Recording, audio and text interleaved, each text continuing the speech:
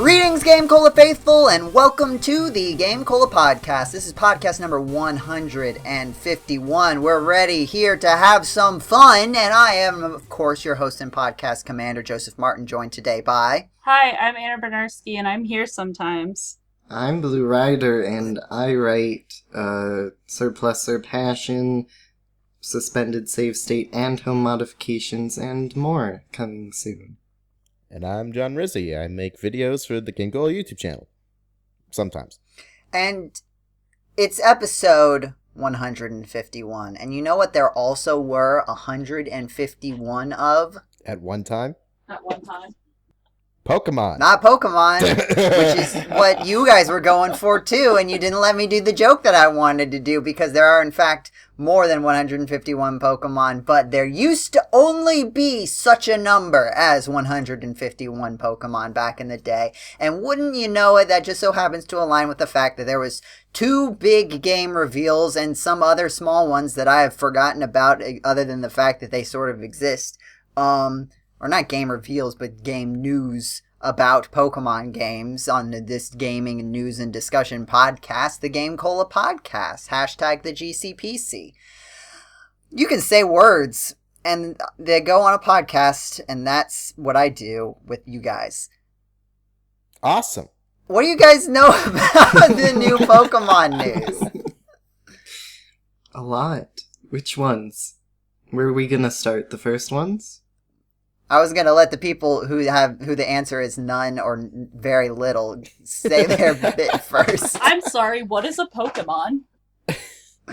Anna, we just went over before the podcast that you are at least 3 out of 4 on the knowing about modern Pokemon. Sorry, It's I've a never heard digital of a monster, Pokemon? I believe.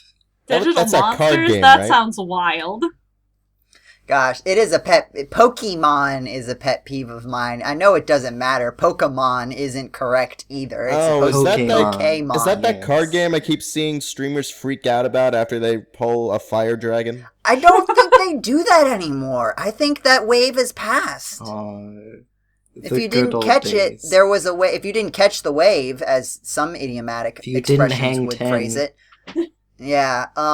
There was like a thing for a while where like opening Pokemon cards on live streams was like a thing to do. That and like magic cards too. Well, I think it started with Pokemon cards, at least as far as I know, or it got big with it. It may have started with smaller things, and I'm sure there were people doing it before, and people have continued to do it since. But then it sort of expanded to all sorts of different things, and now I don't know what the next hot thing is. I don't have my finger on the. I actually really the only knew pulse like of- magic cards. That was when everyone and their mother became a Pokemon card collector for like a month. and then they realized, oh, these cards aren't exactly rare because now everyone is getting one. Yeah. Mm-hmm. So- And everyone knows that they're valuable. Like the whole point was that their value would increase because there were a bunch of people who didn't know that they were valuable. So there were only a few people actually like selling them because you would either keep them as nostalgic keepsakes or forget that they owned them. But if everybody knows everything and everyone is buying the same things, knowing that they could be resold, then it doesn't work. Yeah. That stuff has to be in like mint condition. This is not the Pokemon stuff that I opened the podcast expecting to discuss, but here we are. So now you know about that little piece of internet history if you're listening to this podcast in the far-off future of 2151. Or Which will be an 2022. interesting year. Or Yeah, that's also in the 151,000. future. You now know my side jokes trail off into other discussions. So there was a big old Pokemon, it's not called a direct, Pokemon Presents. They went with the alliteration there. And the 2 big things that they talked about, there were some other smaller ones, like Pokemon Unite, which I always think like Pokemon Untie. Same. But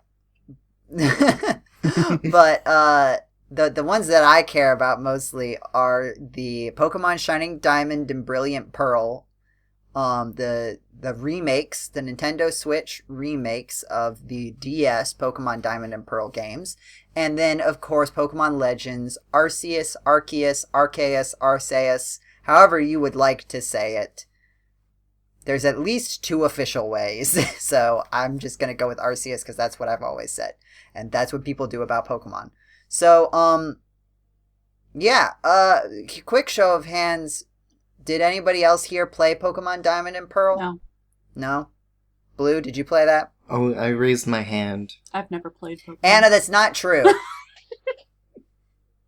You've played Pokemon. You played the most recent big Pokemon game. And the one before that, I think, right? You played Let's Go Pikachu and Eevee. Yes. So you need to stop pretending like you don't know things about Pokemon, Anna. You definitely do. I genuinely haven't played that one, though. Blue, did you say that you play Pokemon I Diamond raised and Pearl? my hand. You said show of hands. Oh, well, okay, yes, of course. And then, John, you've only played Pokemon Fire Red, right? That's what you Correct. said. And Pokemon Go, I but didn't I mean to don't rhyme. count that. Yeah, that's a different sort of vibe. I played Diamond and Pearl. I remember being super excited for Diamond and Pearl when they were first coming out. I went on the internet every single day and looked up and see, have they shown off any new Pokemon yet? And I knew every single Pokemon and their types before the game even came out, because I looked at that page every day and looked at all the cool new Pokemon. So I was very hyped for those games. I'm not as hyped for these games. Even after the new trailer, I know the first trailer, the visuals were rough. And thankfully, they have been improved. But it's definitely, if you look at all the promotional material, it's very much about, this is a faithful adaptation. With and, other zero words. changes whatsoever. Yeah, it's not like the other, there's definitely going to be differences, right? Because with all of these, they always, update certain mechanics. But in terms of the presentation, it's it is not in line presentation wise with the state of the main series, which is sort of how the Pokemon remakes have been before, right? They've been, here is an old game In a new engine. and we've taken it, and put it in the same engine as our newest games. Yeah. This is a completely different, at least for the overworld and interactions. Maybe it's not a completely different engine, but it's on a grid. I'm pretty sure. Maybe it's not on a grid, but it's all of the design of everything is still very grid. It's not on the same thing as Sword and Right, Shield. right. It doesn't look like Sword and Shield. They're going for the least amount of differences possible, which is Right. weird. Yeah, and also the other thing is I've Generation 4, which is where Pokemon Diamond and Pearl came from, or that's the generation that they sort of kicked off, has probably one of my favorite, what I think is probably one of the best. It's a simple improvement, but it is one of the best that the series had, where before every single Pokemon, if a move had a type, that determined which of its 2 attacking stats it used. So if it was a fighting type move, it always used its physical attack.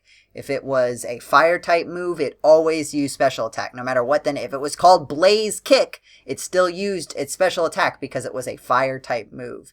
And in Generation 4, they changed it so that every move itself could be physical or special regardless of type. So now you can have Blaze Kick, and it is a physical fire type move, which first of all made a lot of Pokemon who were kind of not really useful because their type did not match with their attacking stat. And I'm playing, I'll talk about this more, but I'm playing Emerald right now, and there's Absol, who has this really high attack stat, but it's a dark type, and dark type moves are special attacks, so it can't use any dark type moves because his special attack is not good. And so it's just it's not very good in the game, in the video game. And same with Blaziken, where it's it has fighting moves and it has fire moves, but they can't use the same stat. And in Pokemon Diamond and Pearl, not only did that retroactively make a lot of those Pokemon just better at being what their concept was, but also made it so that you could have cool ideas for Pokemon that couldn't have been done before. A special attack focused fighting type Pokemon like Lucario, right? Taking what does a special attacking fighting type look like? And you've got this spiritual fighting energy motif that has clearly been very popular, even if you look back at the Game Cola content that has covered Pokemon, perhaps certain Hack and Slash episodes that you may or may not be familiar with related to Super Smash Bros. all of that to say that we have passed that point in the remakes cycle, and so like that big boost going into new games is like, without that, the upgrade of like things about the Pokemon series has reached a point of diminishing returns, in my mind at least. Right? You're not getting any more big mechanical overhauls when you do remakes. And I wonder if that informs like this idea of not trying to make it like its own reinvention, because it's not going to feel quite as different as before. I agree. I really, my two favorite gens are 3 and 4, and 3 when upgraded to Alpha Ruby or Mega Ruby and Alpha Sapphire was what it was. It added a lot new exploration and like story and all these changes that improved the game but kept the heart of it. And then Diamond and Pearl was also one of the last gens that had sort of soul in them, in my opinion. And then to do this to it is just, it's unfair. It hurts. Yeah, I mean, I don't know. I'm always, like, I've reached a point with Pokemon where I've just become interested in what it is and what it do, irregardless of whether or not I will enjoy the video games. Like, seeing what choices they made in making a Pokemon game has become enough to just interest me. Not every single Pokemon game. Like, I don't care about Pokemon Unite enough to play it. It's not a genre that I care about, and I'm not going to get invested in it. And also, it is bad. Yeah, I don't know. I've heard that, I can't confirm this. I've heard that it is pay to win in certain respects. From the research that I've done on it, it is at the very least much more close to that model than it has any right to be.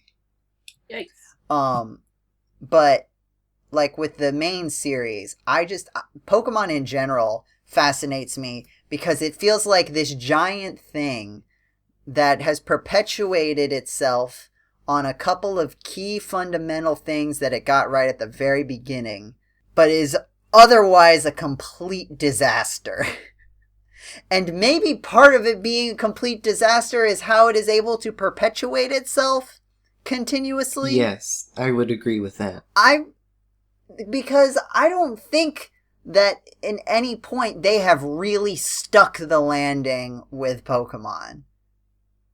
And yet, it persists, and people are invested in it, and people engage with it, even though it's kind of a disaster, and that just fascinates me. It doesn't have to be. It doesn't have to be, and yet it is. And there's a certain morbid fascination I have with that.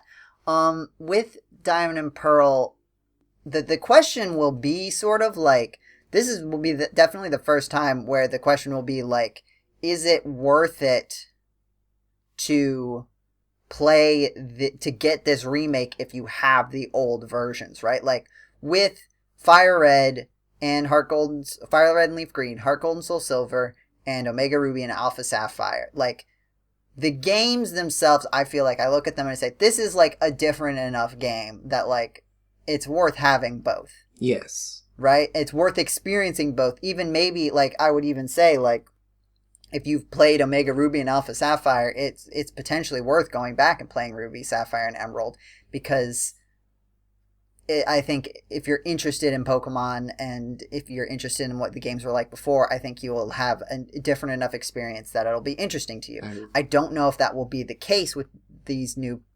I will probably get it just because of my curiosity about it at this point, but I don't know if I can make that same pitch to people. I think it'll be just as good as playing the originals. I don't think it'll be worse than the DS games, and technically it will be cheaper because the DS Pokemon games are weirdly really sell for a lot.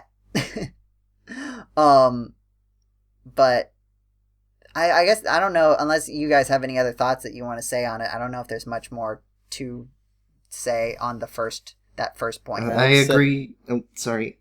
I said this on the last podcast I was on when we were discussing this game. Why doesn't it look like the Link's Awakening remake? I feel like that's... I mean, I get what you mean, right? Yeah. Like, why doesn't it look as good as the Link's Awakening remake? Mm-hmm. Because that is definitely the vibe it's going for, right? Yeah. Like, you can draw a lot of parallels with the approach. I mean, one is that this is a third-party developer, essentially, right? Mm-hmm. Like, Ilka, who, like, I think the thing, and I think maybe we talked about this before, but, like, the thing you see sort of written about them is that the company itself has worked on a lot of high-profile projects, but it's never been, like, the studio making the game. It has been, like, a part of a wider development team. And I think they did something with Pokemon before, but it was, like, in the mobile space. Mm.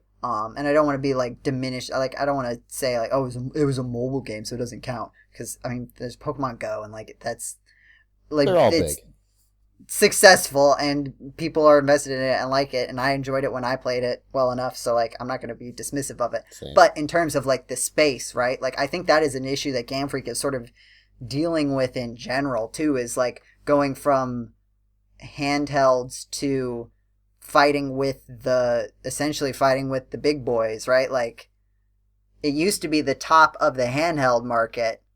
Like, Pokemon were sort of like the pinnacle of the handheld. They would always push the console to the limit, use the most advanced features, work in stuff, you know. It was like it was the only game that used a wireless communication on the Game Boy Advance, right? Like, mm-hmm. They were definitely at the forefront there, and now they're with all of these other people who've been making stuff for higher end consoles. And I think even though they've been making games for a long time, their lack of experience in, like, living up to that potential, I think, is starting to show. Mm. Especially because they're now no longer working at the pinnacle of, right? The Nintendo's handhelds, right, were like, I guess they weren't like the highest spec stuff, but they were like the pinnacle of the market in a sense, right? Yeah, like, you had, like, because you have the Vita and stuff, but they weren't like big sellers. Nintendo right? won because, like, people wanted handheld gaming, but they were the cheaper option, and they had the better library. Right. That's why. Right. So, but, like, the hardware they weren't like reflected that. They weren't as behind in their handheld hardware as I feel like they are, and again, by design, right? Like, their angle is affordability, but, like, the Switch is behind stuff like the PS3 and the not the PS3. We are so far past the PS3.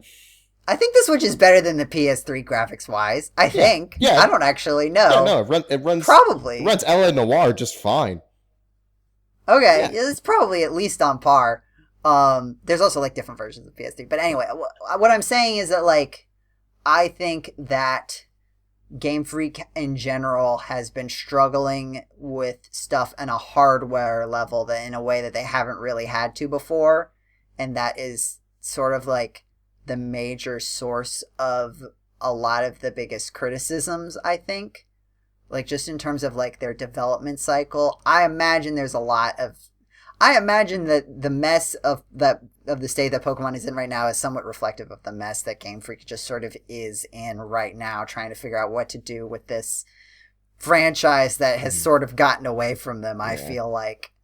So that's a long-winded answer to the question, why does this game look the way that it does? I'm just saying, my 2 cents on this is that, judging by the numbers, like, Pokemon is, like, the highest grossing, like, media franchise ever. Yep. Like, of all time. Mm-hmm. So it's like, why not go all out?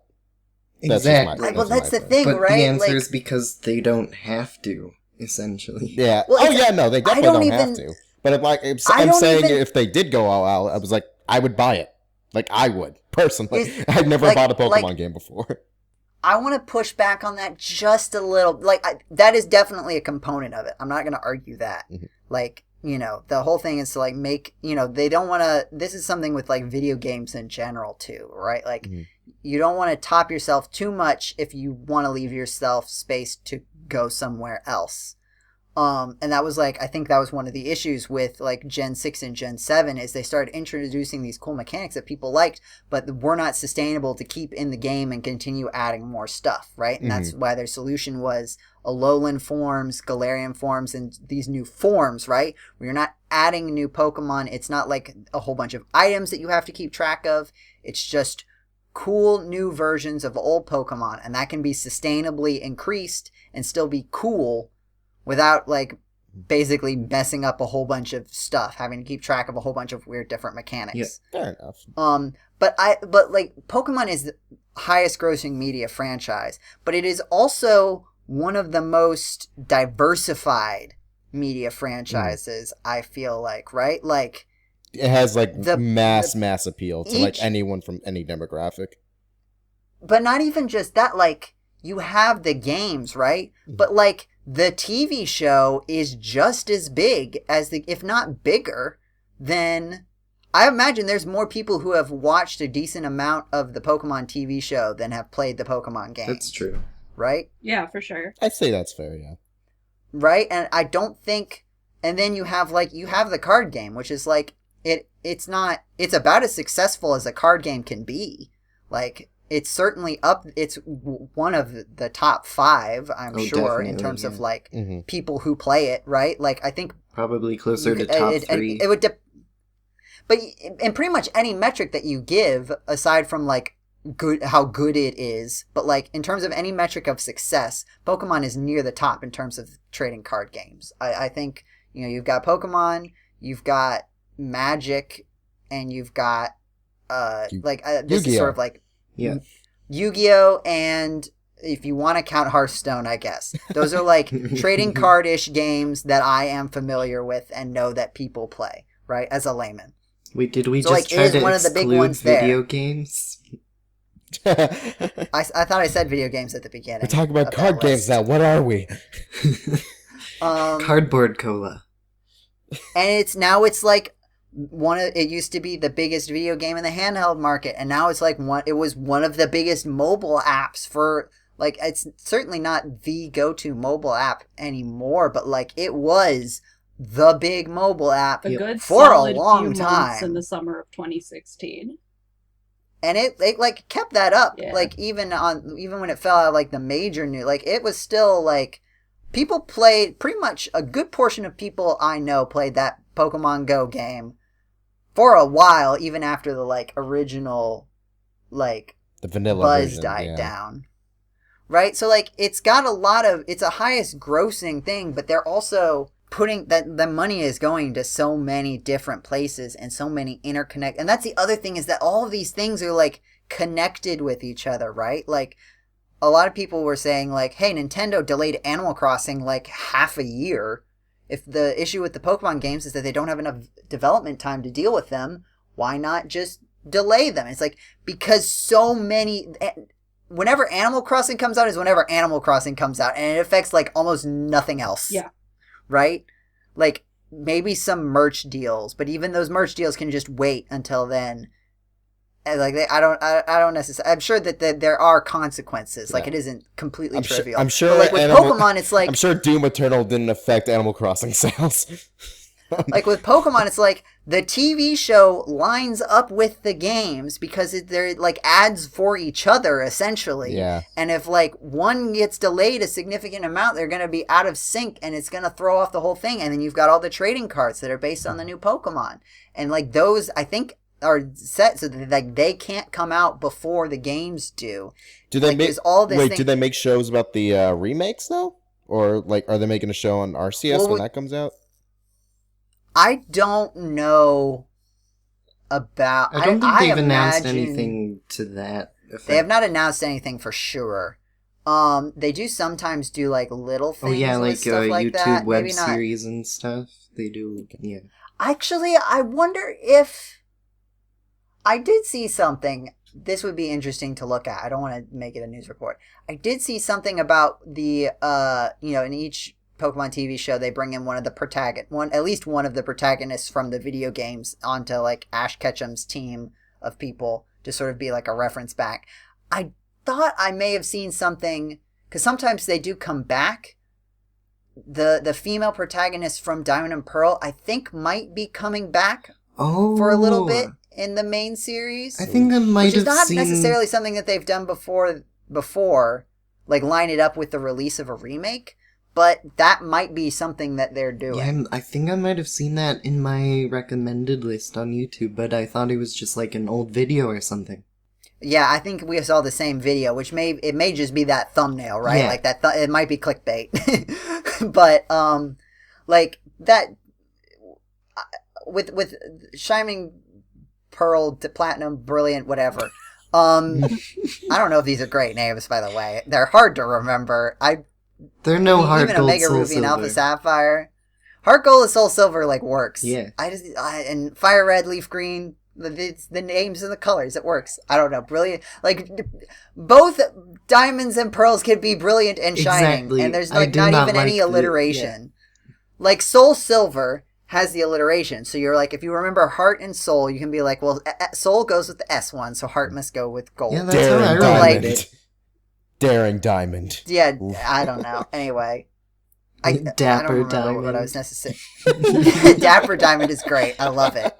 That show Hey, should have Game been. Freak, we have a suggestion. Pretty Pearl. Yeah. I don't think Righteous delaying Ruby. is like the point there, because I think this game is what it was designed to be. Sword and Shield definitely, like, you play Sword and Shield, you can look and see like, oh, this is because they didn't have enough. This is not the vision that they had for Sword and It's Shield. a bit wonky. Sword and Shield was not the game that they wanted it to be, like, from the initial design. You can see where things sort of like fell through. I feel like Brilliant Diamond, Shining Pearl are pretty much exact. Like, the graphical overhaul helps, and maybe when the games come out we can see if there's stuff that still seems unfinished. But like, I think in general it is becoming what it is meant to be, which is basically turning it into a side project so that they can focus on Arceus. Yeah, so Legends Arceus, which we haven't even talked about yet. So my problems with Sword and Shield are not the same as my problems with the remakes, but I have problems with both. For there's still problems. I will probably not be purchasing the remakes. And again, I don't think I would be purchasing them, and maybe I won't. I don't know yet, but if I do, it'll be sort of out of a curiosity about what they're doing with it, more than being like, yeah, I'm hyped to play these games. Yeah, I'll follow more from afar, and then if they do something surprising, I'll get it. If not, I'll just pull out my old copy of Diamond. The other game, which I think people are a lot more hyped for, is Pokemon Legends Arceus, which it takes place in old-timey Sinnoh, which is the region that the 4th generation games, Diamond and Pearl, take place. I thought you were about to say the 1600s. Actually, I think it's the 1800s. Oh, what? When it's called the Hisui region or something. It's like the late 1800s, because it has a lot of references to like a certain era of Japan where they got really into like nature taxonomy or something. I do have a bit of an issue with the time setting, because it's just confirming that the Pokédex in all the games we've been playing is useless. The journey we're going on to complete the Pokédex is absolutely worthless garbage. Well, the journey to complete the Pokédex has always been a sort of strange... Well, yes, but now it's just... like, it's even worse. That's what it is. Yeah, it does sort of... Well, I think, Blue, that the actual, like, canonical answer to your question there is a multiverse.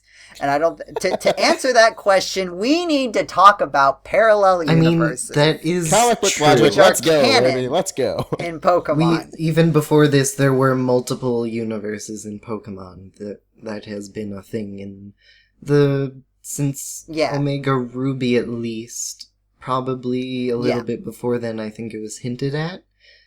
I might not have my facts it has been retroactively... I think it has been retroactively applied to explain 100%. discrepancies when it comes to, like, remakes. But anyway, like, people are definitely hyped about this. I do like I am also just Pokédex. interested in what they're going to do with this.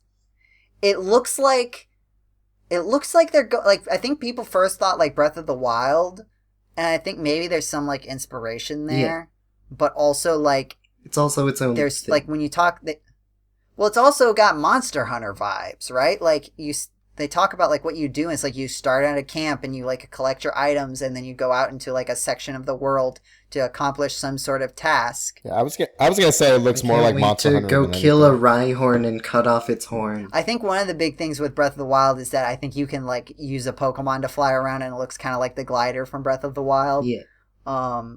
And just like the sort of like focus on nature and stuff, which I guess I don't know enough about like Monster Hunter's vibe to know, and I mean I think there's parallels between those two games, Breath of the Wild and Monster Hunter anyway, right? Like, Breath of the Wild physics in Pokemon.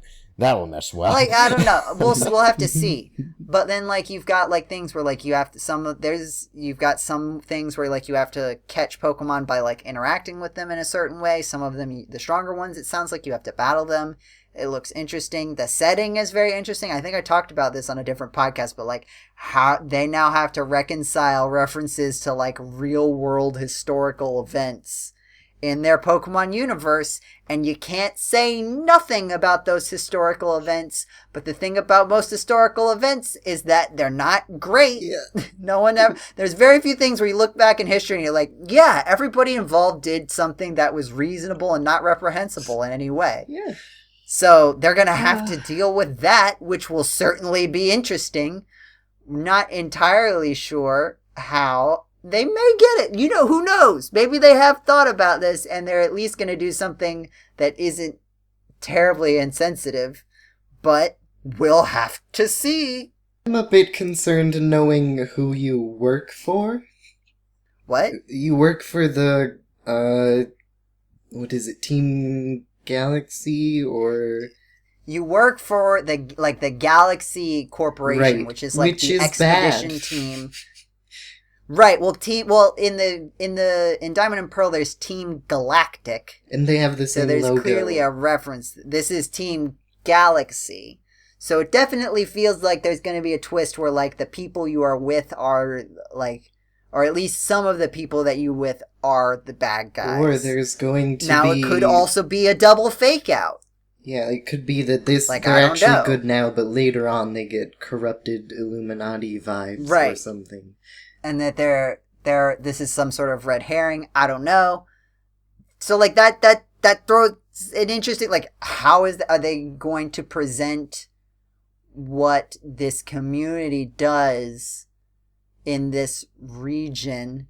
There's been a lot of talks about like, you know, there were people in this region before Japan came in. So are there going to be people in this region before this group comes in? And how is that dynamic going to work? And there's a lot to deal with, and Game Freak, as we have kind of said, has kind of gone through this by just making a mess and hoping for the best. And I don't know if that's the approach you could take with this, but I also am not the one to decide what would be the good approach. So we're just gonna have to see how it goes, I think is the answer to that. But it is very interesting to see them mix up the formula in a big way like this. Like, there's been Pokemon spin-offs all the time, but this seems like something a little more robust, especially because they're introducing new forms to it too. Like, they're not Sinnoh forms, they call them something different, but they're basically new forms to correspond with the new region. I think you got a Stantler evolution. Stantler, my boy, my child is Basculin, Basculegion, the ghost the ghost water Pokemon that's made up of the souls of its fish brethren. Which is delightful. And then for kids, the Growlithe that everybody really likes. Yeah, for kids. Ghost Pokemon have always had a for kids vibe. Yeah. Like, any description of like also what a Alakazam. ghost Pokemon is, it's like Alakazam is just like a dude. Yeah, it's just some like, kid Alakazam, who woke up as far as a as like Pokemon, you read it, and it's like, and now we make it go like, that's beat just up some animals, and it's just a lot. What? Alakazam, like, is like, you read everything, it's like, this is describing just like a human man with psychic powers. I don't feel great about this. This feels not correct. Get in the ball. It's concerning. I've never been happy about it. We've been talking about Pokemon for a very long time, and I think we need to move on. Does anybody else have things that they want to say about Pokemon before we talk about it? I have a dumb Almost controversy not to at all talk for the rest of about, the but it's not Pokemon. It's Pokemon. Pokemon. Ba-da-ba-ba-da-ba. It is not Pokemon. Pokemon. Next. It can be Pokemon, or it can You're be right, it's Pokemon, but it cannot be Pokemans. Pokemon. Pokemans. If I just called it Pocket Man. If I just called it Pocket Monster for the rest of my life, would you guys be angry? No, you would be correct, I think. Pocket Man, Pocket No. Man, gotta catch him. My if favorite you Mega can. Man villain. Pocket Man, you are 1 in 1,000. I just want a first-person open-world Pokemon game in the style in the Skyrim engine. That's it. That would. There's mods for that, I think. Oh, I'm sure there are. But I don't think they're, like, fun. Because no one plays them. They're too janky. Also, Anna, I need to know if you appreciated my Pepper Ann reference. I did. Okay, thank you. I just wanted to make sure that landed with at least one person. Yes, I got it. I think I sing those literal lyrics to myself, like, all the time. And now it's on a podcast, I can finally be free. Yes, I like that. So I closing liked it. thoughts on that is I'm probably gonna buy it, and it's the most excited I've been about the franchise in years.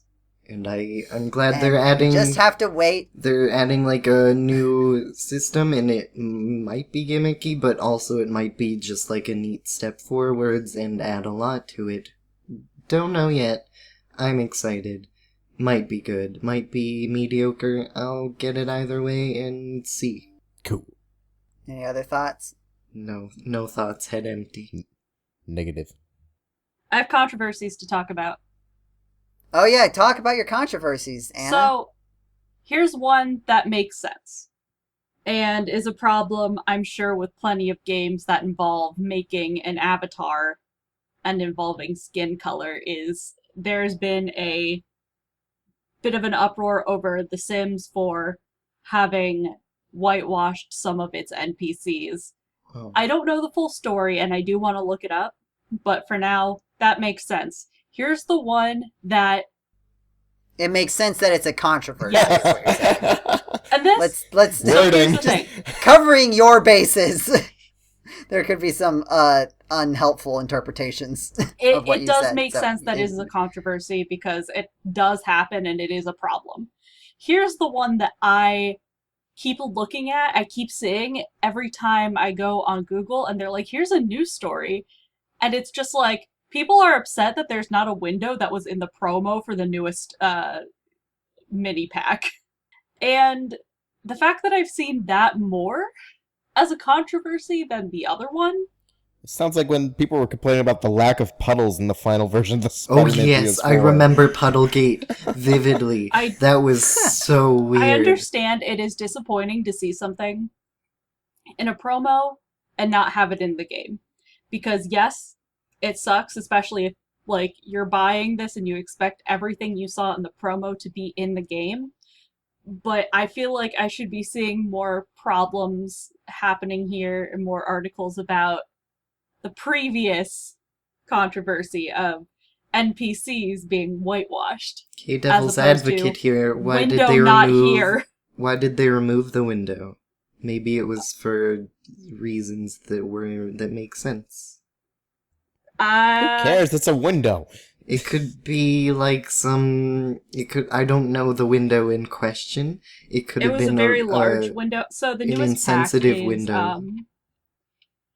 and I think I definitely mentioned in a past podcast about them having finally, after so many years, like 6 years of being out, addressing skin tone issues. Like they needed more skin tone options and more hair options for people of color, and that is important. I took approve of about that. 6 years. Way to go, EA. But it just feels like this is a weird controversy that keeps popping up on my feed specifically. I don't get it. Well, I can certainly see why that would be the case. Well, I think that lines up with your probably your Google Sense ad profile of why this is appearing on your thing. Anna, your hot take, is it even a good window? It's a nice window. Good to know. But another point, because you're saying you're seeing this one more than the other one, was removing the window also racist? Yeah, that's what I was basically trying to ask. Probably not. Probably not. Probably not. But just to cover... The newest pack is Industrial Loft Kit, so it's one of the $5 ones. So Industrial it's not even a big... makes me think it could be racist somehow. Was not the best time for race relations. It is the industrial period, we would have to say. But it's more like I'm trying to think of a way to word it. Because I don't know what this style is other than just calling it like industrial, but it's like buildings being turned into lofts that were not originally supposed to be living spaces. Oh, I think that's brutalism. The kind of decor. Okay. I don't know. I'm no social I don't architect. I'm not totally sure, but that's kind of what the vibe is, but it is also one of like the $5 packs, not even like a larger pack with a lot of stuff in it. It's just like a mini pack kind of. I see. But that's all. I just wanted to say that, because Sims is all I've got at the moment. If I want to talk about something on the Game Full of podcast, it's probably going to be Sims. But, yeah. If anyone has any news on this, let me know, because I'll be looking it up myself later, too. There's, like, a lot of things I could talk about. I'm not sure. Gamescom, I think, is the name of the thing that happened the last couple days. I was about to bring that up. Well, if there's two people who want to talk about a thing, we should definitely talk about it on the Game Gold podcast, because that happens so rarely. What about it I should talk about? Because there's the one part where it is superhero related, so I could talk for hours about it. And then there's like Dokevmo, I'll say this. When it comes to like big conferences like this, or like announcement, like miniguns going at the audience, I just like to go through it and just like see what catches everyone's attention, if that's cool. Yeah. Sure. Okay, so first off, everyone's most highly anticipated game, Bus Simulator 2021. Who's gonna play that? Nobody? Okay, next. Oh, there was I think there was a little game called Hope, or let me just give me a second. Where did it go? I'm on the Game Awards YouTube channel where it lists all the Hope, yes. It's a game about a little red panda, and it's adorable, and I love it. And now, instead of being a small indie game, it was at, like, Gamescom with a new name. It's called Nura's Wish. I don't know what the difference is now, but it was at Gamescom, and I guess that means it's a bigger game. So I'm excited, because red pandas are adorable. TMNT Shredder's Revenge had a new gameplay trailer, and it's releasing next year for Switch and PC. And April O'Neil's going to be... This cannot possibly the first time that metal sharp man has taken revenge on those Ninja Turtles. Absolutely not. That seems wild. That seems wild to be like, this is for all of the other things that the Teenage Mutant Ninja Turtles have done after they've existed for decades. I was going to say that like teenagers. He probably did before the cartoons, but then I remembered that he died in the first issue of the comics, so... Died, quote unquote. That it is comic books, so I don't know the exact timeline of if he could have in the comics before the cartoons happened, but it's technically not impossible that it happened in the cartoons before it did in the comics, which is interesting. An indie game that caught my eye was Midnight Fight Express. I thought you were going to say a different game with midnight in the title, and I was... I was ready. What is Midnight Fight Express? Let's save that one for last. Let's save that for last since it's going to be the biggest. I didn't see anything about Midnight Fight Express. What's that? It's basically an indie game, like a stylized, over the top, like brawler game. Looks very fun. It's like has a neo noir setting. I like brawlers and neo noir. I will have to look into it. There was one called Dokev or Doke V. Not sure.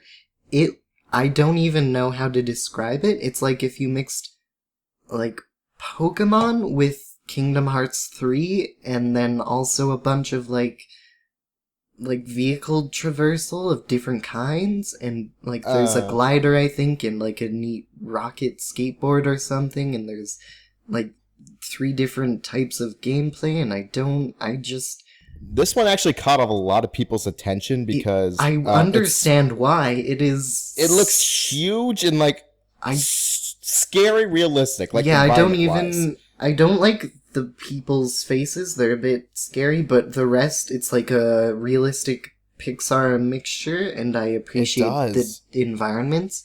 I don't understand how to even like describe what it is, because I don't know. I have no idea. But gameplay wise, it just looks like you run around in this like a lot world of things gameplay wise, super animated characters. It looks like doesn't necessarily have one focus, which is super neat. I don't know. It looks like it doesn't have a structure. Yeah. Like, according to or that could just be trailer editing. It just looks like you run around and fight stuff. Yeah, I'll be watching that closely, because I'm so confused but fascinated. Call of Duty Vanguard showed gameplay. It looks like a Call of Duty game. Halo showed gameplay, and it looks like a Halo game. We're back in 2008. After a while, with Diamond and Pearl, we are also back in 2008. Exactly. So. After a long hiatus, Lego Star Wars: The Skywalker Saga finally came back. I think this was announced in 2019. It was supposed to come out in 2020, and we haven't heard anything for a while. Oh yeah, that's because COVID, what happened to it? I think like a whole bunch of it leaked or something, and then they had to do like recovery. There's like a whole big story about it, which is really weird because like Lego games, you would think like they've been doing pretty well. I think, like, and then all of a sudden they like hit this huge roadblock and are set back like years. And the whole thing, I don't know what's going on. With the like, what do they do? Spoil the story? Like, they leaked that there is no longer going to be customizable characters like there is in like every other Lego game. And I think there were a few other documents that leaked, and I don't understand how it did such a huge damage, but apparently it did. I don't know, because there doesn't seem to be a whole lot of details on the news, but it's just like a train went off the rails, and I don't understand. It's wild. It is. But anyway, announced the new release date of spring of next year, coming to all platforms. Or current platforms. All of them? Yes, Sega Master System. Let's go. I'm going to enjoy playing that on my Game Gear. Side eyes to Cinder Block Game Boy. Far Cry 6 looks like a Far Cry game. Blood Hunt looks fun. I'll probably try that out, because I'm a horror fanatic. Horizon Forbidden West got delayed. The Outlast Trials looks better in atmosphere than the second game, but I'm concerned about the gameplay. I actually haven't played any of the Outlast games. I've been meaning to get into them, but they're sort of like that jump scare horror that isn't great, but also the first game, I really commend it for the level design and stuff. For like when you're in a chase, it doesn't lead you, but like it intuits itself into you, like what direction you should go and what you should be doing pretty well. And horror is like probably my favorite genre, so I like dissecting it. Yeah. So it's not the pinnacle of smart horror, but it just has good qualities about it. It's more multiplayer focused, so it's definitely giving me this one is... It's giving me some Resident Evil 5 vibes. in terms of gameplay and Yeah, I'm not more sure how that's action-oriented. gonna work yet, but Yeah. I do like the series, so I'm gonna be looking at that one. I also play a lot of Dead by Daylight. Ooh, there's news there. We shouldn't. I'm sorry. New trailer for oh wait, no, that's not a new trailer. That's just something else. There's a Saints Row reboot, and Oh yeah, the YouTube comments for that trailer are calling it SJW garbage, so might be good. I don't know. That is an interesting way to like I see your line of reasoning, but also like that's a wild way to get a sense of what a video game is. you went from, You like- you went from point A to point H on that line of thinking there. It sometimes works. Yeah, I think I bought the rest of the series in like a bundle, and I haven't played it yet, but I have heard it's good. And if the new one is SJW garbage, then it might also be good. I don't know. I don't know enough about the series to comment on it. I will say the most comments I've seen on it is just calling the art style very similar to Fortnite. But so I'm like, I don't know. I haven't played a Saints Row game, so I don't know entirely about this. Ancient of Empires 4 was announced for all you strategy game fans out there. There's a Jumanji game, and I only saw like a screenshot of the gameplay, and it looked like it might be like an RPG or something. Wait, what? I did not see that. I only like quickly glanced at the screenshot, so I'm probably completely wrong. But because there was a Jumanji game that came out the last movie. Yeah, there was like a short 30-second trailer, and then there was another one released the next day, I think, that had gameplay. But I don't know anything about it. Oh, it's based on the original movie, not the new one. Oh, interesting. I haven't read up on this, and I won't read it during the podcast, so let's just move on. And then the game you were most excited for, Marvel Midnight Suns, the Marvel XCOM game that was leaked before E3, I think. I have so many. It's so good. I'm so excited. The one bad thing is Suns with a U. When they have a comic book, they have a team called the Midnight. Other way around. No, wait. I'm sorry. I'm too excited. I can't think. It's hard. What is the game called? Hang on, let me try. Midnight Suns. With a U? It's with a U, isn't it? We don't need to know that for a podcast. It is. It's with a U, which is stupid because they have comics called the Midnight Suns with an O. I think that's like I think they staring did that. them in the face, No, I'm pretty sure get it. they did that just so they wouldn't be people wouldn't be confused that this is like a totally new thing. Confused. With Doesn't sound what? like they did a very good job.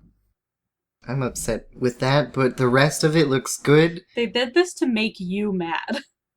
It seems that way. It does. I think it's because so like people looking into this would be like, oh, Midnight Suns, and then they would spell it with SUNS, and they see the sun aesthetic, and then so they wouldn't actually type in Midnight Suns like SONS, and then get the old team and not the game. If that makes sense. It's gonna be like the first like real Marvel game where a runaway is one of the main playable characters, which is super exciting, and it's like my favorite one, Nico Minoru, who is Sister Grimm, who has the Staff of One, and that's exciting. You will get to play as an original character. She's the daughter of the big villain in the game, and she's gonna have like customizable superpowers and stuff, and there's a relationship system. But you only get to be very, very good friends with the heroes, so you cannot do the hanky-panky with Wolverine, which is a little bit upsetting. That was the article that you posted on the Discord. Yeah. I didn't know there was gonna be a relationship system, because I didn't hear that, but then I did, and they were like, you cannot date Wolverine, and I got sad. But it still looks super amazing, because they picked, like, a whole bunch of good characters, and it's in a genre I've been wanting to get into, and so like this'll probably get me to play more XCOM and stuff. and there's a whole bunch about it. It's really neat. Let's move on before I derail. That was the last thing I wanted to talk about. Anybody else have anything? I think we should sort of begin to shift into games we've been playing in recent times. Oh boy, let me get my list. With a game that several people are invested in, which is also relevant for Game Cola staff and fans, which is the release of the great Ace Attorney. Finally, we don't have to play any of the bad ones anymore. They finally released The good one of the great ones to us. How did I know? So that we How can did I play know it. that was going to be the joke? So this, just to give a bit of background, because otherwise I'm not going to be able to talk during this section. And you know how much I hate that on the podcast, but I'll manage. These were a set of games based in the 1800s, in their alternate history, where you're not playing as Phoenix Wright, but you're playing as an ancestor. Is it Yes. an ancestor? Yes, it is as an ancestor. In London, I think it's not You like start weird in Japanofornia. And your next case Okay. is on the way to England. I see. Okay, so but like the real places, like not like Ace Attorney where you live in weird Japanofornia. Yes. But so it's sort of got like a different aesthetic. And then you have Herlock Sholmes is the other big Kills one. me every where time. they I couldn't- hate A this. good man. A good man. So I think in the original, so the thing is, this game was released like 2 years ago. It was released in Japan a while ago. And one of the things that they suspect delayed it being released now is like trying to figure out the rights to Sherlock Holmes, which has a very strange public domain things where like certain parts of Sherlock Holmes are public domain, but other parts kind of aren't. Or at least there are people with money who will argue that certain parts aren't, like certain personality traits, and so people are like, I don't even know if I want to dip my toes into figuring out whether or not I'm making Sherlock Holmes like too nice or something. Yeah. So I think they just decided when they brought it over to the States, like, you know what, we're gonna call him Herlock Sholmes so that we don't have to like deal with it. Which has been done before. Those are the things that I know about. So, but now they finally brought it over for a Nintendo Switch in America, completely localized, and it's an Ace Attorney related thing, so obviously people at Game Cola care about it, and I will now let them speak about the video game. So like Anna, please go. That's it. So far, I am at the beginning of Case 4 of the first game. I like it a lot. I forget constantly how much I like Ace Attorney games, due to the fact that I played them all in a row, kind of, or at least the original trilogy, so I don't have anything to like... I haven't had anything new for a while because I've not played the new games. The newest game that I've played is Professor Layton vs. Ace Attorney, which I liked a lot. Did you get that recently? No, I got that 4 years ago when it came out. I was going to say, I was like, if you got it recently, I'm like, oh my god, how'd you get your hands on a copy? It's been a minute. No, I got it when it first came out. They brought something over that I don't know if it's been done in the newer games, but they have something where they have multiple witnesses at once. Yeah. And later in the game, they have a jury. And I don't hate it. It could be worse. It could be better. It bothers me because I'm so used to the original games. But so far, I love the game. I love the characters. Everyone's kind of racist. Oh. It's the 1800s. It's the 1800s. And it's relevant to the plot. It is. That's why. Yeah, what I've heard is that like every time it's an overt part of the narrative that exactly. the characters have to deal with the fact that people in the 1800s weren't really cool about that sort of thing. Exactly. Yeah, no, it was just like... Is it 1800s? Yes. It's either It's like 1800s late or 1800s. early 1900s. Okay. But it's one of those things where I don't expect it in a game. And then I play it and I'm like, oh, I know this makes sense, but I wasn't prepared for it. Like, everyone's really mean. But it makes sense why for the plot and, like, for the time.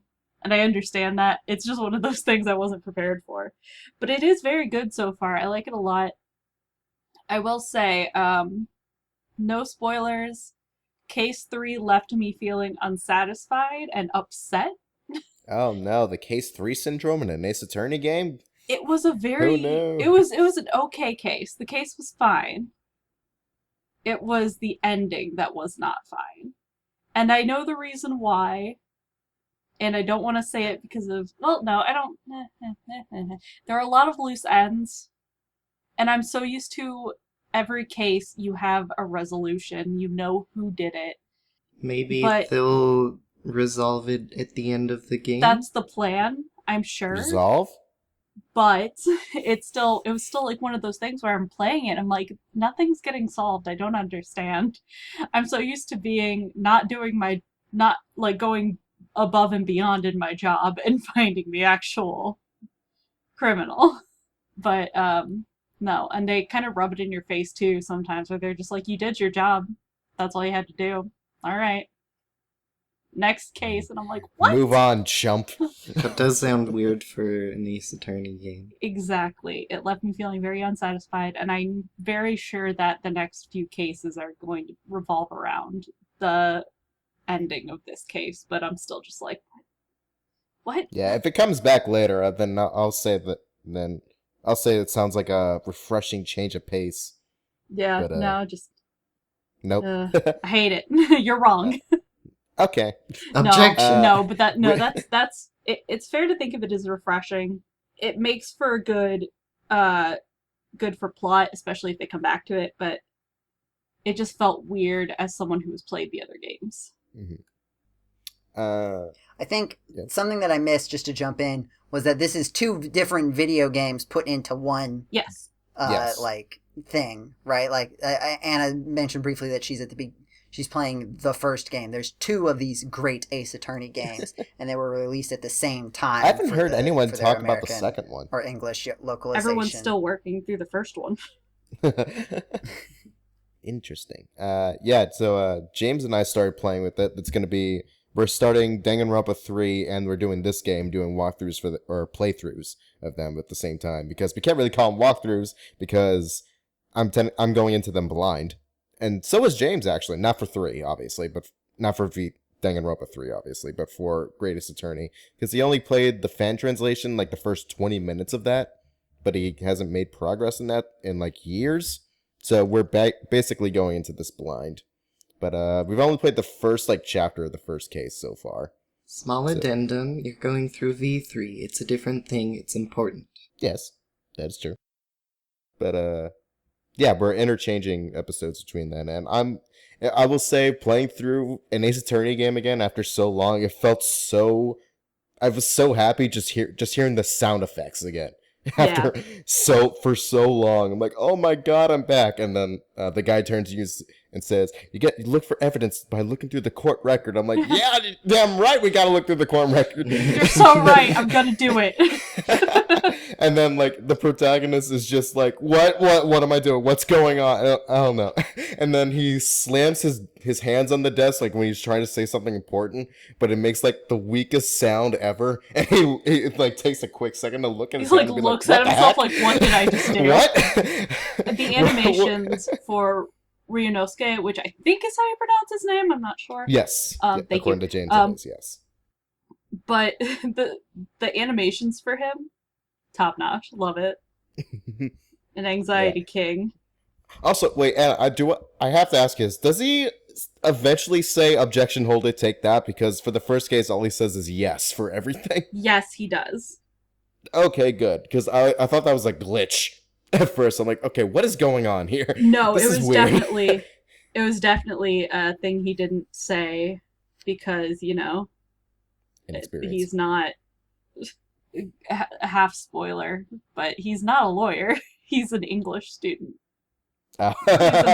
He's majoring in English. Oops. So he's not a law student, but he's defending in court. So he's saying a lot of things that are not objection or take that or hold it. Neato. All right, I'll look forward to that. Yeah, no, I honestly thought it was a glitch. I was like, are his voice bubbles glitched or something? What's going on here? Yeah. Yeah, I can't wait to play the rest. I kind of just want to jump ahead, but I know that'll go against the walkthrough because we're literally playing them on a schedule. Yeah, don't do that. I just don't want to take 2 years to go through this game. Or 4 years since it's 2 games. But then it'll be an Ace Attorney game that lasts 2 years. And you won't have to, like, by the time you finish, there'll be a new one to play. Maybe.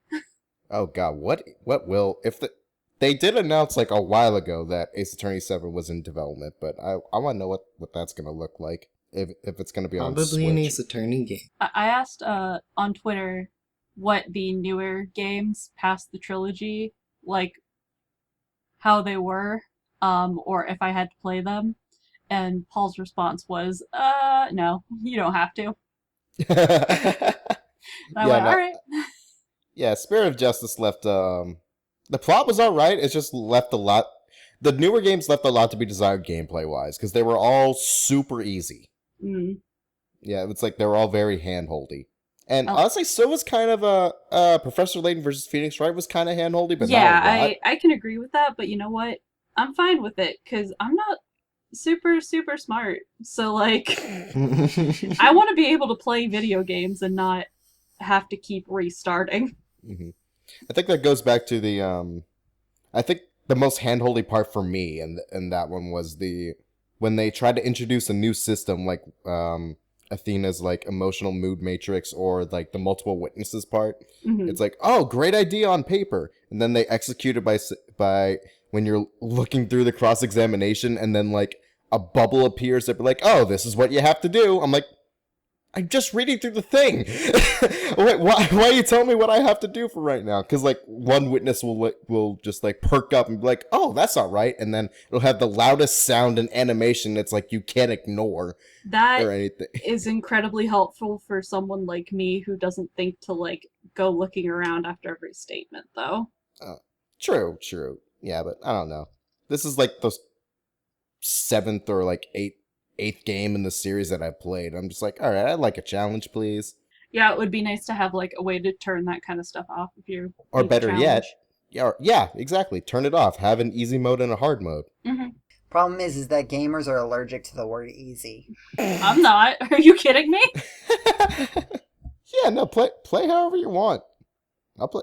That was an exaggeration, but like I think there is like a subtle metagame of like how do we name difficulty modes so that the people who need them will actually use them, right? I still contend that like the reason that some games have like they'll call like their lowest difficulty mode baby mode for babies is that it's a mode so easy that they don't actually like expect people to play it, but it means that the people who need to play the easiest difficulty that they designed don't feel like they're picking the easiest option. They made one so easy that the people who need to pick the easy option feel like, well, at least I'm not playing baby mode for babies. Yeah. That's my conspiracy theory. There's a metagame to naming those things so that they're actually useful too. Right? Because I mean, this sort of goes into it. Like, here's what I say. If you're going to put an easy mode in, make it an easy mode that's actually playing where you're playing the game and it doesn't negate all the mechanics that make it a unique game. So like, I know like Resident Evil Village just came out and it had its easy mode is like barely a game. You just run around, go from point A to point B without like any challenge whatsoever. And then you play it on the normal or hard mode and it's like, oh wait, I have to fight things? I have to survive? I have to use these game mechanics that they put in? Oh, that's pretty bad.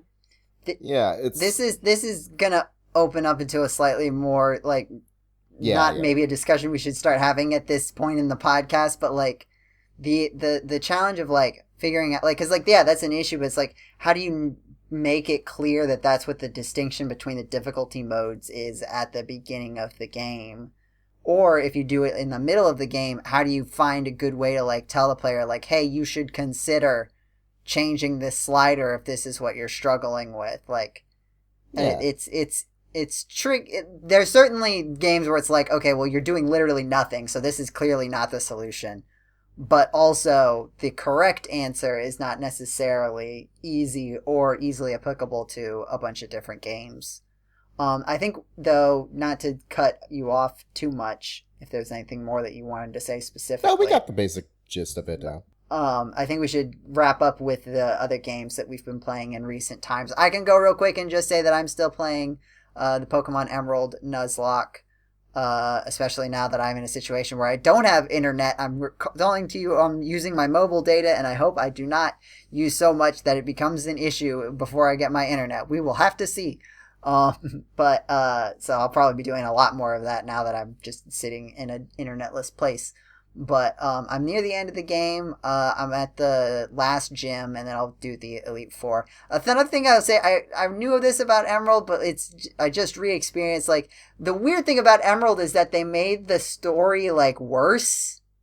Like, in Ruby and Sapphire, the climactic moment is you go and fight the big weather Pokemon that's like destroying the world with its weather. You fight it and you either defeat it or catch it and you save the world.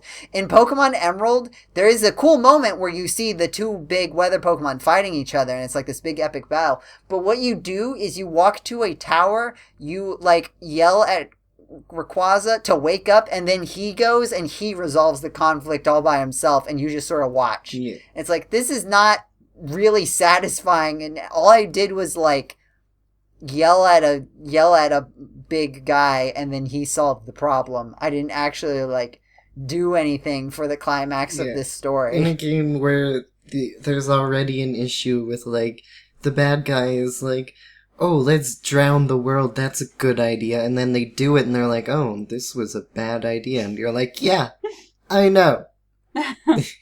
Also, the bad guy that's like, we're going to make more land. And it's like, what does that mean? Yeah, exactly. What do you mean more land? Because it's not like his plan is not to get rid of water, which also would be a wild thing. But it's like, we're going to make more land by making a volcano erupt in the middle of the continent where there's already land. Which is not quite how islands That work. was my first Pokemon game, was Pokemon Emerald, so I didn't know, I never beat it because I didn't know what I was supposed to do. I saw the two Pokemon fighting and I just sat there. And that's where the game stopped. Oh, it's not super clear at all. Absolutely like, not. Like, the thing, like, what you have to, like, go up to the north of the city, which if you, like, miss the little cutscene that sort of explains it, like, it doesn't look natural to go up there at all. And then you, like, go into a cave, and you talk to this guy who you've never met before in the context of this game. He was the 8th gym leader in Ruby and Sapphire, but now he's just not. Now he's a main character, but also you don't meet him until this exact moment.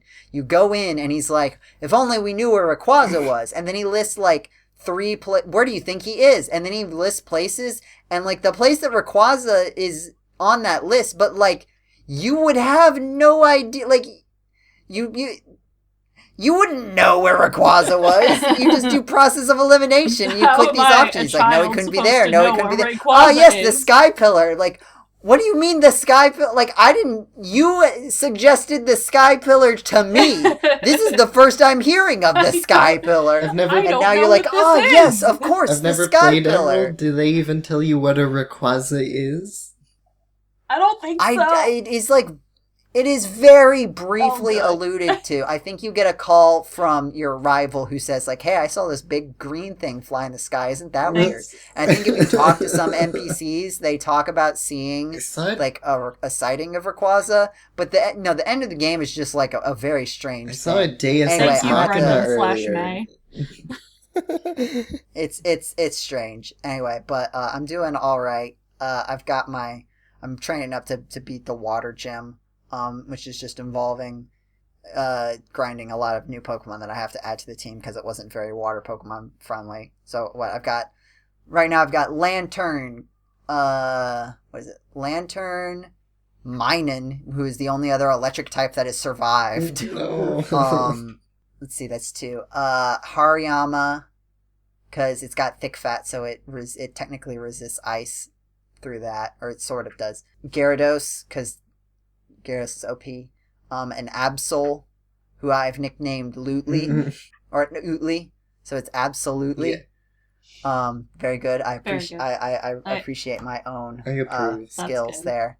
I have a Crobat, but I don't think I'm taking it into that gym. So I'm trying to remember. Oh, a Vileplume, because it's a grass type.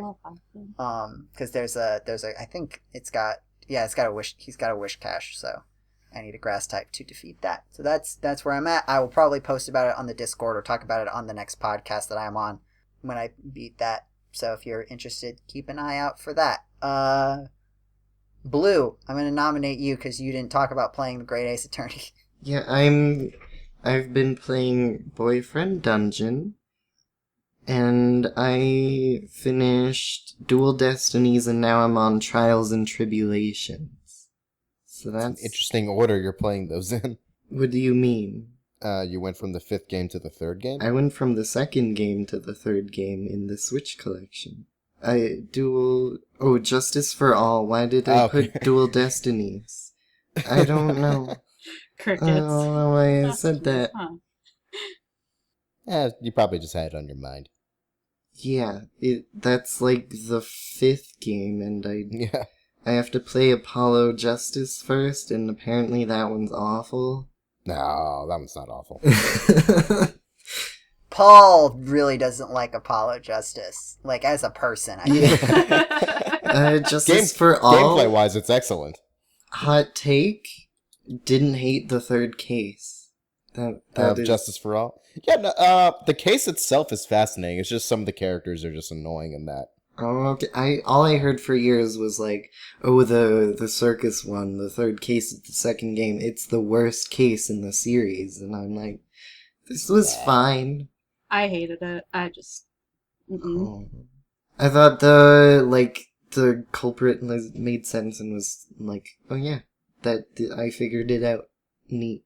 Gumshoe, in that case... was just a thing about me being like, oh, this is way too hard for me, and I really just don't know what's going on. Oh, okay. As you can see, there are 2 kinds of Ace Attorney players in this on-game co-op. There was Gumshoe, who I already really liked. He just pulled he's like, even here at the circus, no matter where I go, the show's always the same. Dead body, stage left. And I was like, oh my god, I'm so sorry. I love you so much. That is a very good line. So now he's my favorite character.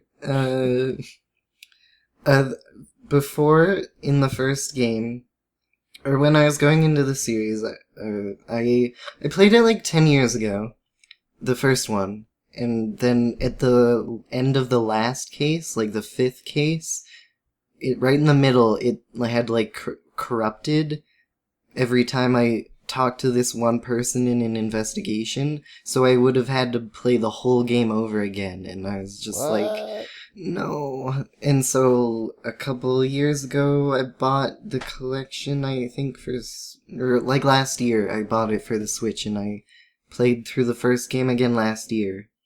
And then I started the 2nd one 2 weeks ago, so I'm kind of speeding through because I'm already on the 2nd case of the 3rd game. I thought just because they were the 2 male leads, people were shipping Phoenix and Edgeworth. And then, no, the writing did kind of strengthened that. The 1st game, where he's it's been 17 years, and I chose my career because of this person, and I'm going to find this person. I'm like, okay, straight people movies, romance movies are founded on, less than that, significantly less than that relationship, so I do think Phoenix might have a crush on him. I don't know if I fully buy into the both ways thing. And then the 2nd game happened, and Maya shows up and she's like, how's Edgeworth? And Phoenix says, don't say that name, he's dead. And I was like, okay, so Edgeworth obviously went, like, on vacation for the weekend, and Phoenix is like, how dare he leave me? So I was 100% Phoenix definitely has a crush on him. And then the rest of the game played out, and I was like, oh, okay, that's down to about 75%. But now Edgeworth said he trusts Phoenix, which I don't think he trusts a single other person in his life. So he's up to about, like, 33% might have a crush on Phoenix. So that's where I'm at now. Trials and Tribulations. As you go through the series, like, a graph of each and, like, watch the lines, like, go up and down. Trials and Tribulations, it started... So the way I read is I read one line, I skip to the next line, and my brain still processes, like, the last line. It's faster, and I don't miss anything, because my eyes take in the information faster than my brain. But then, suddenly, Grossberg says, it feels like my hemorrhoids are doing the Harlem Shake. And I got to the end of the next sentence before I was like, wait, the Harlem Shake? My hemorrhoids are doing the Harlem Shake? Excuse me, what did I just read, and why did my brain try to think it was a perfectly good thing to say? And I just had to stop and reconsider my life for a few seconds. The very odd thing about that is that game was localized in 2007. Yeah, exactly. It became a meme. Yeah, that I was thinking about that, and I was like, this had to be, like, really early on, because which made it extra weird. Yeah, no, it was just the song. They were just referencing the song at that point. Yeah. Not the meme. So that was insane. And I played Boyfriend Dungeon. I got it, like, the day I post about it in the Discord is the day I bought it, I think. And then I played it a few days later for my birthday. It was my birthday present to me. And I think I soft-locked it by by stopping answering one of the character's messages because I didn't like him.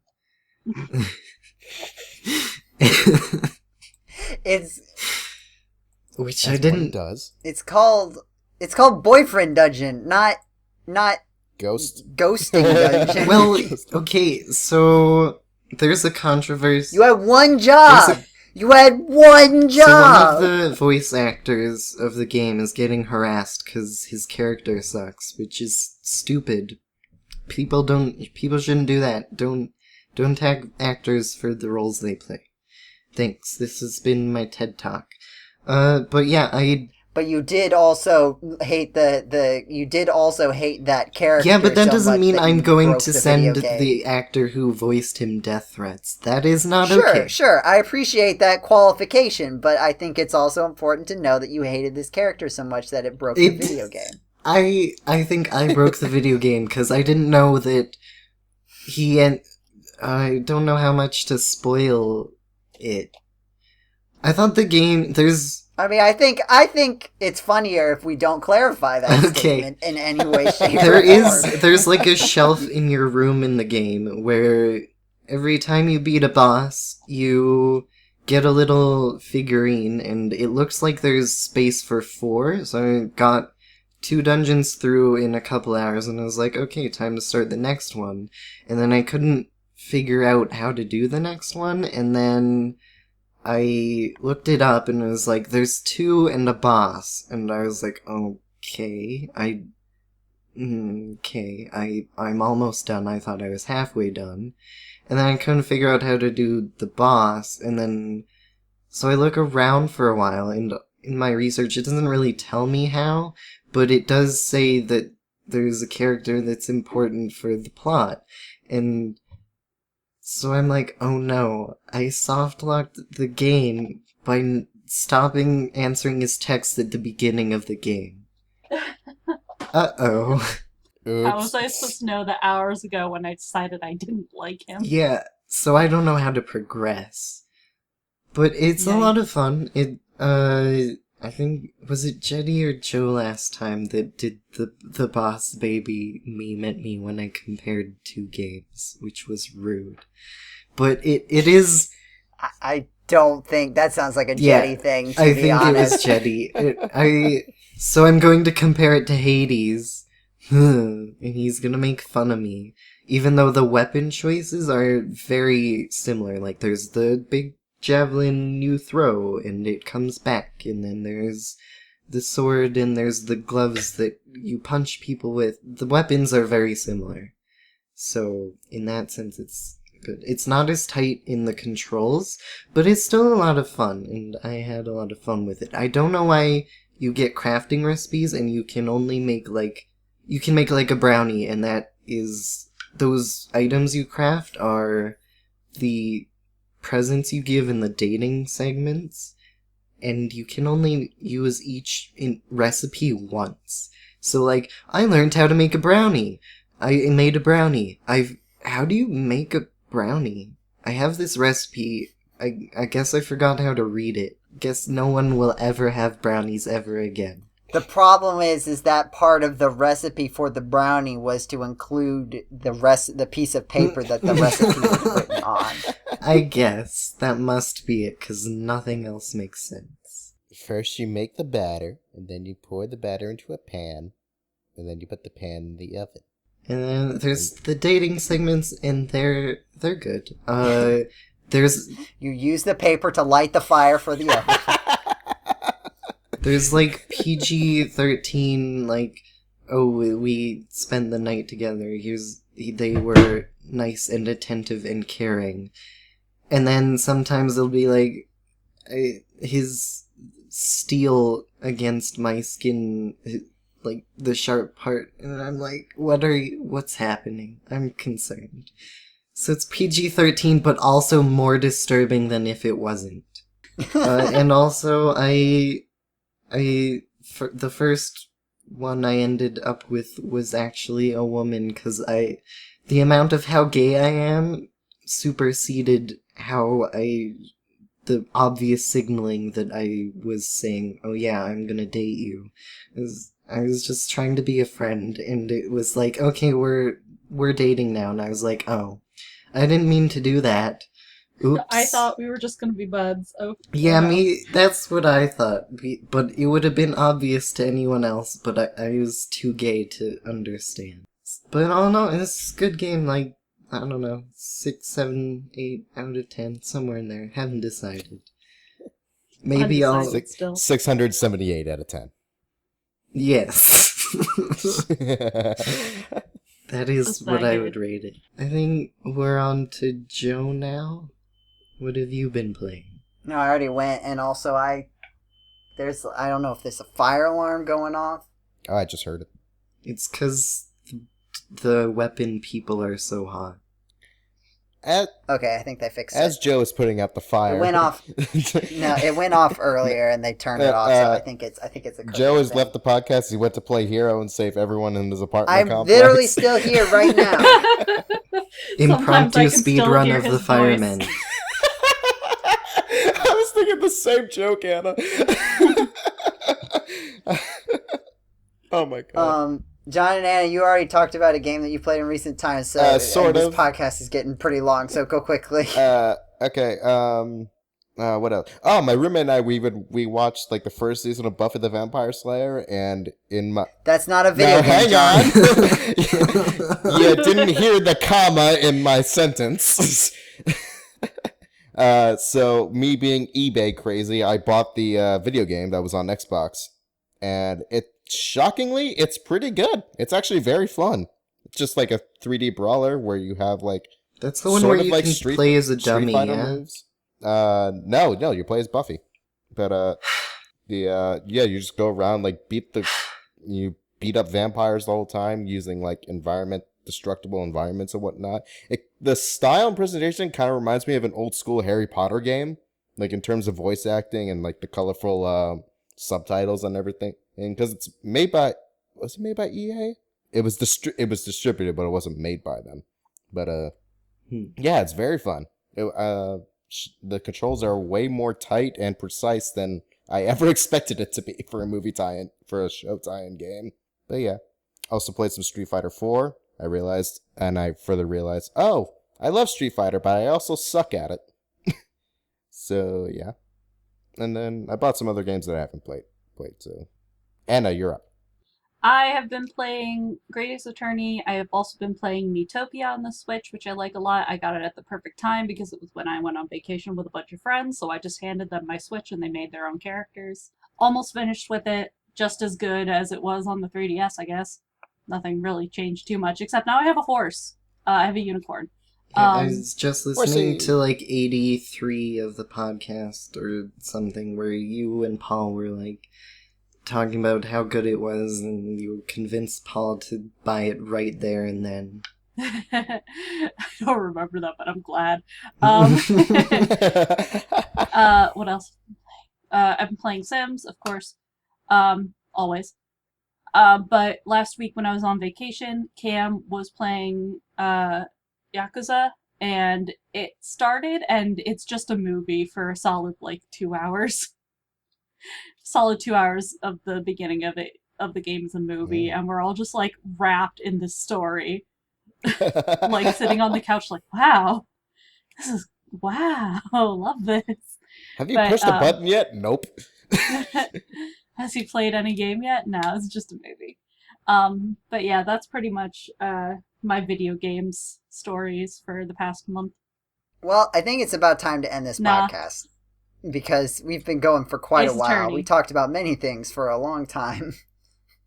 So I would like to take this opportunity to tell you thank you for listening to this edition of the Game Cola Podcast. If you like what you heard, be sure to check us out on our social media pages like Facebook and Twitter. And of course, look at the Discord. Check out the actual internet website, GameCola.net. The YouTube channel, GCDotNet, the letter G, the letter C, the word dot, the word net. You got the playthroughs that John was talking about. You got uploads of the podcast there. Sometimes that's people's preferred way of doing things. You can leave comments. You can like. You can cough. Excuse me. Yes.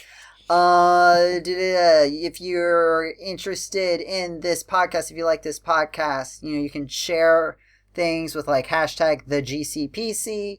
Word of mouth is the best way to spread podcasts to your friends. So do that if you want to see this podcast expand. And still working on Family Game Night. It is an active plan to bring that back. So if you want to know about that, check out Facebook, Twitter, and of course Discord was where you would get the most active updating on that point. Anything else that you guys want to add before I close this podcast? Be safe. That was the fire. Well, I smell food, so I'm guessing it was a cooking-related thing. The fire alarm's off. I'd like to note that the end day is coming. Oh yeah, it is. Yeah, we gotta figure out what we're gonna do for that. It's probably important. Stream, always.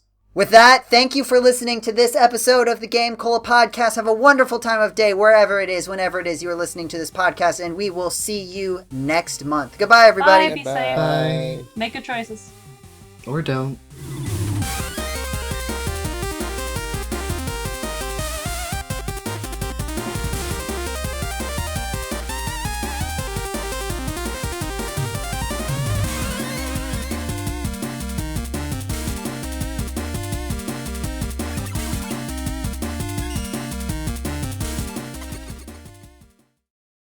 Sync! Well, you guys sounded pretty synced on my end, which is I always make a comment about it so that when I go to future Joseph, he knows, hey, this is what happened with the syncs and the latency. Yeah. Okay. Oh yeah. Clap, clap, clap, clap, clap, clap, clap. I snapped. I already clapped. Yeah, but if you do a bunch, it's easier to find. Yeah, I did a bunch. The big. Okay.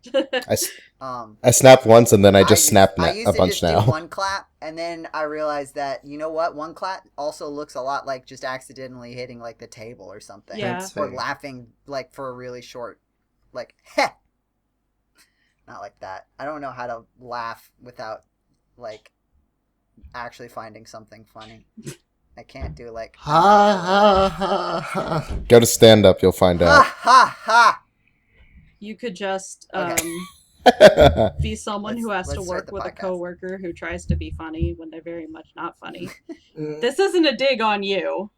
Eh, I was about I to needed say, to say that right "Excuse away." me. no. It's all Excuse me, it's princess. No. Everybody here is funny in their own right. it's all old white men every I time. have improved that. Okay, let's start the podcast. This is a good energy we've got going here. Let's capitalize on it. Okay, You're trying to Starting the steal my podcast. energy? starting the podcast in 3, 2, 1.